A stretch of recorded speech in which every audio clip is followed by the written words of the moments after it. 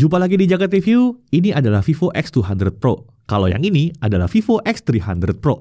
Kebetulan saya yang menghadiri event launching Vivo X300 series di Shanghai kemarin pada tanggal 13 Oktober 2025. Bahkan untuk showcase kemampuan kameranya, kita diajak Vivo untuk hunting foto dan video di Disneyland Shanghai. Ayo kita lihat sekeren apa kameranya. Selamat datang di video jajal Jagat Jalan Liputan.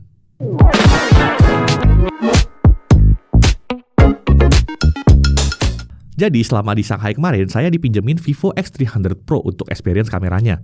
Nah, untuk kameranya sendiri, ada kamera ultrawide 50MP, sensor Samsung GN1, autofocus, perekaman videonya bisa sampai 4K 60fps. Nah, untuk kamera utamanya, dia pakai 50MP sensor Sony Lithia 828. Ini ukurannya 1/1,28 inci, dilengkapi dengan optical image stabilizer. Sensornya yang ini lebih baru ya, kalau X200 Pro kemarin kan pakai Lithia 818 soalnya. Perekaman videonya bisa sampai 8K 30fps dan 4K 120fps juga bisa di sini. Selanjutnya ada kamera telefoto periskop 200MP. Ini pakai sensor ISOCELL HPB. Ini juga peningkatan nih yang sebelumnya pakai HP9. Ukurannya 1/1,4 inci, f-nya 2,67, dilengkapi dengan OIS juga. Nah, untuk kamera telenya juga bisa merekam 4K 120fps nih, keren banget. Untuk kamera Vivo X300 yang polos, itu juga nggak kalah menarik loh. Bahkan menurut saya, perubahan hardware-nya itu paling signifikan yang di non-Pro. Ada kamera ultrawide 50MP sama pakai Samsung GN1 juga. Autofocus, perekaman videonya bisa sampai 4K 60fps. Lalu ada kamera utamanya 200MP sensor ISOCELL HPB. Nah, ini ukurannya 1/1,4 inci, f-nya 1.68. Nah, menariknya sensor tele di Pro jadi sensor kamera utama di X300 yang polos. Beda di aperture aja. Tentunya dilengkapi dengan optical image stabilizer juga, dan perekaman videonya bisa sampai 4K 120fps nih. Sepertinya perekaman videonya sengaja dirancang seperti ini ya, untuk jadi pembeda yang signifikan antara Pro dan non-Pro. Nah, pertanyaan balik lagi, apakah kalian butuh 8K 30fps? Kalau 4K 60fps sudah cukup, rasanya X300 yang polos juga gak kalah menarik nih. Kamera selanjutnya ada kamera telefoto 50MP. Ini optical zoom 3 kali, ukurannya 1/1,95 inci, dilengkapi dengan optical image stabilizer juga. Nah, perekaman video kamera telenya ini hingga 4K 60fps ya. Dan tentunya kolaborasi Vivo dengan Zeiss masih berlanjut di X300 series ini. Dan coating Zeiss T-Star juga hadir untuk keduanya. Untuk spesifikasi sisanya sudah sempat saya bahas di video short kemarin ya. Infonya udah banyak di mana-mana lah. Saya cuma mau koreksi sedikit aja. Ternyata varian warna Vivo X300 yang polos itu cuma 4 ya. Kemarin kan saya bilang ada 5. Ada miscop sedikit saat di sana. Lalu untuk varian RAM dan storage juga banyak ternyata ya. Tapi tetap perlu diingat, ini kan launching X300 series di Cina kemarin. Kalau memang akan masuk resmi ke Indonesia, bisa jadi akan ada perbedaan varian warna, varian RAM dan storage juga bisa jadi akan beda. Nah, saya sempat bandingin tipis-tipis kameranya Vivo X300 Pro dengan Vivo X200 Pro. Soalnya X200 Pro ini daily driver saya sejak awal rilis. Jadi saya juga penasaran sejauh apa bedanya. Sejujurnya, menurut saya peningkatan signifikan itu ada 3 aspek ya. Yang pertama itu kamera depannya. Sekarang kamera depannya autofocus. Akhirnya ya, flagship Vivo kamera depannya nggak nanggung-nanggung lagi. Ini peningkatan yang saya nanti-nantikan dari dulu.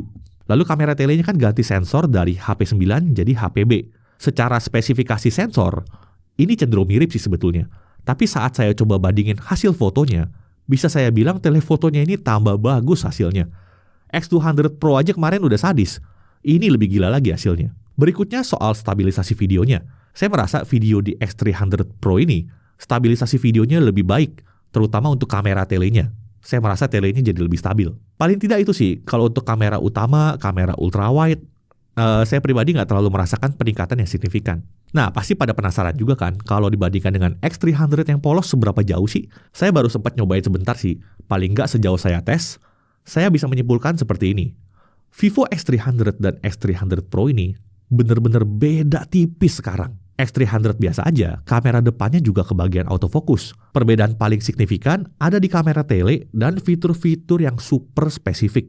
Tapi kalau bukan untuk kebutuhan zoom yang jauh-jauh banget, telenya Vivo X300 yang polos ini juga masih mantep banget kok. Fitur spesifik yang saya maksud adalah 4K 120fps di telefoto. X300 yang polos tuh nggak kebagian. Tapi kalau kamera utamanya bisa ya. Lalu 8K 30fps. Ini hanya tersedia untuk X300 Pro. X300 polosnya belum kebagian. Setidaknya itu ya fitur ekstra yang termasuk umum untuk dibahas. Kalau untuk fitur-fitur lainnya yang lebih spesifik lagi, perlu kita bedah lebih lanjut kalau sudah masuk resmi ke Indonesia ya. Yang menarik, Fitur portrait video 4K 60 fps ada di keduanya. Gokil asli. Ini pertama loh di dunia. Tapi mungkin ini akan jadi sebuah pertanyaan juga sih. Untuk apa sih portrait video ini? Selain untuk gaya-gayaan, biar ngasih tampilan ala profesional, ada bokeh-bokehnya gitu. Kalau saya pribadi sering pakai portrait video ini untuk selfie. Supaya orang random di sekitar itu bisa langsung ke blur. Soalnya kan beberapa negara ada yang cukup sensitif ya sama privacy dan gak mau wajahnya masuk konten orang. Nah, kalau untuk lensa tele eksternalnya Vivo ini, menurut kalian menarik gak? Kalau menurut saya ini keren sih. Meskipun penggunaannya masih tergolong niche. Skenario di mana lensa tele ini berguna misalnya pas lagi nonton konser, pas lagi nonton pertandingan olahraga, pas lagi eksplorasi alam, dan mungkin beberapa skenario lainnya yang biasa profesional lakukan. Jadi memang aksesoris seperti ini tuh bukan untuk semua orang. Karena saya juga mengerti untuk orang awam mungkin akan merasa repot ya bawa lensa tele seperti ini, belum mesti bongkar pasang. Udah gitu di menu kameranya ada mode khusus supaya lensa tele eksternalnya ini bisa kepake. Nah berikutnya, netizen di dunia gadget akhir-akhir ini lagi rame nih bahas kemulusan perpindahan antar kamera jika dibandingkan dengan iPhone. iPhone masih jadi yang paling smooth, katanya sih begitu. Ini saya coba bandingkan Vivo X300 Pro dengan iPhone 17 Pro. Kalau menurut saya sih, dua-duanya udah mulus banget. Bahkan Vivo X300 Pro sejauh saya nyobain flagship Android, bisa saya bilang ini yang paling mulus saat ini. Tapi harus saya akui, yang saya suka dari iPhone 17 Pro itu transisinya santai. Kalau di Vivo kan zoomingnya cepet banget kerasanya. Sedangkan di iPhone itu efek whoosh-nya itu lebih dapet. Dan konsistensi warna juga masih jadi keunggulan di iPhone. Tapi dengan level kamera flagship Android zaman sekarang, menurut saya perdebatan smooth zooming ini makin gak relevan ya. Yang seharusnya difokuskan brand smartphone Android itu lebih ke arah kerjasama dengan developer sosial media. Supaya kompresinya gak parah-parah banget. Percuma kan ya, mau kamera sebagus apapun, tapi kalau masuk sosial media kena kompresnya gila-gilaan. Tenang aja, saya sudah ngobrol kok sama tim Origin OS. Dan mereka sudah paham akan masalah ini. Bukan hal yang mudah katanya. Tapi mereka sudah memastikan ini jadi to-do list mereka. Ya kurang lebih inilah kamera Vivo X300 Pro. Apakah pengguna X200 Pro wajib upgrade ke sini? Belum bisa saya simpulkan sekarang sih. Kita harus bedah lebih lanjut di review lengkapnya nanti. Kalau memang resmi masuk Indonesia ya.